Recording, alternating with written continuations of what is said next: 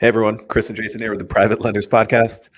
In our new podcast studio, checking it out in case we have any audio or video slip-ups. That's why we're figuring things out. But thanks for checking us out. And today we are going to be talking about what we call our lending and servicing agreement or co-lender agreement. It's something that comes up in the mastermind a lot. Absolutely. Right? And it's a very niche sort of document and process, but it's important to our business, right? And we'll break down what it is. We're going to go through a little bit, what it covers, what it's for, and give you a little guidance on how to get this in place for yourself. Yeah, no, absolutely. Like you said, this is a really common thing that comes up in a mastermind all the time.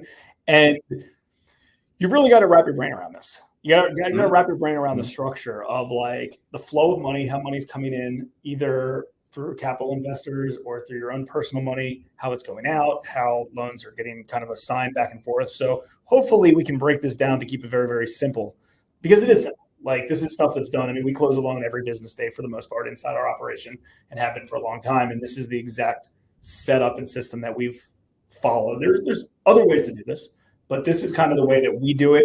Just a few things to note. We're not attorneys. Right. So you're going to want to get your own attorney to structure this that fits best for your business, the state you're in, and things like that. And while I say we're not attorneys, we're not CPAs either. So, this is for educational purposes only, but this is the way that we do this inside our business. For sure. Okay. All right. Let's start at the beginning and talk about the structure of capital and why this agreement is important. Okay. So when we talk about our investors, our co-lenders, anything like that, here's what we mean. So inside of our servicing software, we have lender accounts, right? I have one, Jason has one, each of our business entities have one, and about 90 other individuals have a lender account inside our system, okay? It could be an individual, it could be somebody's LLC, it could be somebody's self-directed retirement account. And the way that we fund loans, every day I'm looking at our system and seeing that the cash we have on hand, say we're funding a $200,000 loan today, I look around and I'm be like, okay, what do we have on hand? I have 100 from this person. I have 50 from my account. I have 50 from Jason's account. That's our 200. Those are the co-lenders who are going to own that loan, own that note, the loan. In this case, 50% from that lender has 100K and 25% each from me and Jason. Very common thing. I'm doing this constantly every day. And okay, that's the way it's organized. And the mortgage office, which we use for loan servicing and everything else, is set up to handle this exactly. Now, how that relates to the document. So ours is called a lending and servicing agreement. This is the only agreement that we have between us and the people who invest in our loans, right? This is the only document. It's evolved over time. Used to be called something else. We made a different name, added some stuff to it with our attorney. And basically, here's what it does. Here's what it's for. So on a very basic level, it breaks down who is responsible for what in the process. We, as the lending company, provide loans. We provide due diligence. Here's all the documents related to the borrower, to the property, insurance. Like we provide all that stuff. We also service the loan. We collect the monthly payments. We make sure the tax and insurance are paid. We do lien releases, all of that. Okay, so what is the co-lender, the person investing with us, responsible for? They're in the agreement. They're responsible for doing any due diligence above what we provide them if they want to feel comfortable with the loan. Now, what does that mean? Like if somebody, I don't know, this stuff doesn't really happen, but like it could when you're starting out, right? Like when you're first starting with somebody, if you provide them with an inspection report, evaluation of the property, borrower's credit score or credit report, like all the normal stuff. And they're like, okay, I think I like this deal. I want to go check out the area, and they want to go drive by it, which did happen when we first started, right? Like a lot of our investors were local. A lot of them were savvy, and they were just getting used to doing business with us. So they might go check out a property. Okay, cool. And so that's just one example of what your co-lender is responsible for. They review the due diligence and they approve the loan and they say, okay, this one looks good. This is done by email. I've described this process many times. They are communicating with you by email saying, okay, I reviewed the loan file, everything looks good. And I want to fund 100K of this loan along with you guys. Cool. That is pretty much what this agreement is for. It's saying who's responsible for what, how things are going to flow. There's also a part in there where you can indicate if you want your servicing fee. Ours is typically 3%. And then if it goes into default, it goes up to 7%. We don't usually do that because that could vary. It doesn't vary often, but I don't put this on that agreement. I typically do that deal to deal, and I just confirm that in the email when we're communicating back and forth. And one thing to note is this is the master agreement. This isn't done on a deal to deal basis. This is done one time up front when you're bringing in capital with your investors. You want your attorney to outline everything, obviously in your best interest, right? That's, if possible, to represent who's in charge of what, what your responsibilities are, what their responsibilities are. But you might use the term capital investor or private investor, but in essence, they're the lender. They're the lender involved in this deal. And that's probably the best term to categorize them. They're the lender. It's a co-lending agreement, right? You're lending, they're lending, other parties are lending. This is the master agreement that you do up front the first time you work with a new capital investor with money. Now, like Chris mentioned, on a deal-to-deal basis, yeah, you could have something in place. I mean, what we typically do is get an acknowledgement that investor wants their capital to go into a particular deal. Just so we have something kind of in writing, be like, yeah, sure, you can I want to be involved in this deal, but you don't need to do an agreement on each deal. It's a one-time deal. We have an agreement. The next thing that you kind of would put in place, and it's separate. It's usually a one-pager. It's like an assignment or an allonge. You want to just go through what that is real quick of how that relates on a per deal basis? Yeah, sure. Happy to break that down. So, okay, a couple things we want to accomplish here. Like one, you don't want to put your co-lender or investors' names on your note and mortgage or deed of trust. And there's a long explanation why, but I'll give you the quick one. One, on the borrower side, it looks a little unprofessional, and you don't want to project that to your new clients.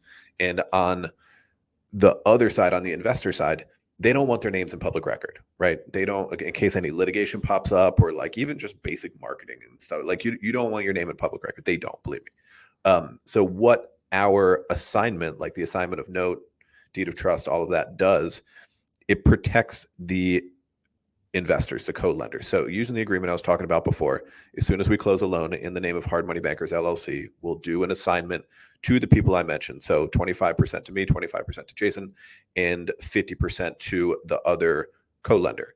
And what we do is we print out these documents, I sign them, Terry in our office notarizes them, we keep them in a stack, and then periodically we send them over to our attorney's office for safekeeping. They hold on to the originals. Just in case HMB disappears, super unlikely, our co-lenders can call up the attorney, they have all their information, say, I need to take control of my liens. HMB's gone. Not going to happen, but hey, it's in place, right, as it should be. Well, and it's a good way to do it, because not that this is a question that comes up, but it could, as you're raising capital, is a lot of notes might have multiple investors on it, right? So I can't just, if it's one lender, hey, here it is, here's the original, you can you can keep this safekeeping. We just made a business decision to put it with our attorney as a third party person, because a lot of notes have multiple lenders on it, right? And it could be a lender that you might not know, that you're potentially co-lending with. So that was kind of the rule of thumb of how we set up. So, I mean, hopefully this helps other private lenders, hard money lenders understand this process. I mean, to us, it's kind of second nature. We do it a lot, and we recognize it. But I do understand why it's confusing for a lot of folks, and it's apparently it is because a lot of people in the mastermind group have asked, and they're having a hard time wrapping their brain around this. Yeah. But this is the process that we kind of use. This is the agreement that we use when trying to get this set up. Definitely talk to an attorney, like a commercial. I'm actually going to name a couple. I think that'll be helpful. So here's, when you're getting your own agreement in place, here's what we've noticed from people in the mastermind group where people run into trouble is that they hit up their regular real estate attorney or somebody who's kind of general and say, hey, I need a co-lending agreement or a lending and servicing agreement. And they're like, what the hell's that? Right? As they should, because the super niche thing, like it's a super niche thing. I'm going to name a couple attorneys that you can reach out to who specialize in this type of lending, in private lending, hard money lending, commercial lending, whatever you want to call it. So one of them who's pretty well known, he's on the conference circuit and everything else, actually all these people are, is John Hornick in New Jersey. You can look him up, Hornik, Jonathan Hornick. I think he's also the mayor of a town in New Jersey, in addition to being a lender and attorney. I think you're right. You can also contact Geraci Law Firm, Geraci. Head of the law firm is Anthony Geraci, and then they have a bunch of attorneys. They're out of Southern California, and they're big, and they specialize in this stuff. You can also contact Jillian Sidoti, Jill, Jillsidoti. I know all of these people. I've met them, I've worked with them, and they're all in this space.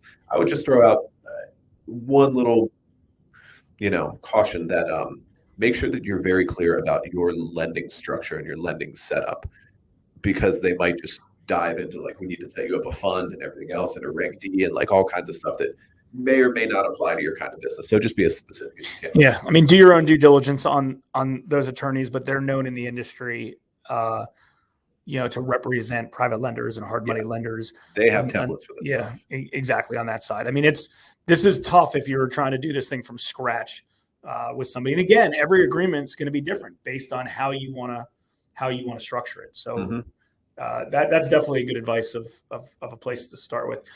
Anything else you think we missed that would be helpful for somebody that's, having a hard time wrapping their brain around, this concept? I mean, I know a lot of folks take on outside capital. They're lending their own money, and they kind of just mismatch it together, right? They might not have an agreement together. They might say, okay, you put up half the money, we'll put up half the money. And, probably when we started, we probably had it a little bit less organized than we do now. But, as you grow and you bring on more capital and savvy capital investors, you got to have a good professional structure. One thing I would throw out there is that I would get this. Now, of course, you don't have to. People like to put obstacles in their own way. They like to put roadblocks in front of raising capital. Don't let this slow you down in terms of making contact with people and, building that database of potential investors and marketing to them and everything else. However, you're going to need this in place before you actually fund a loan and take somebody's money from their account into yours. It's not going to look great if you're like, yep, just send it over and we'll make it all happen. Like you need something professional in place when people are sending you money, right? Like it's not going to look good if you're just like, yeah, no agreement needed, just wire it on over. Good point. Right. So yeah, get that in place. I hope this is helpful. We'll definitely post this in the mastermind group. If you haven't created a free account yet, you can do so anytime. hardmoneymastermind.com. Create a free account, join the conversation. Let us know what you're up to in the world of private lending. We're in there every day chatting with people, and we hope to see you there.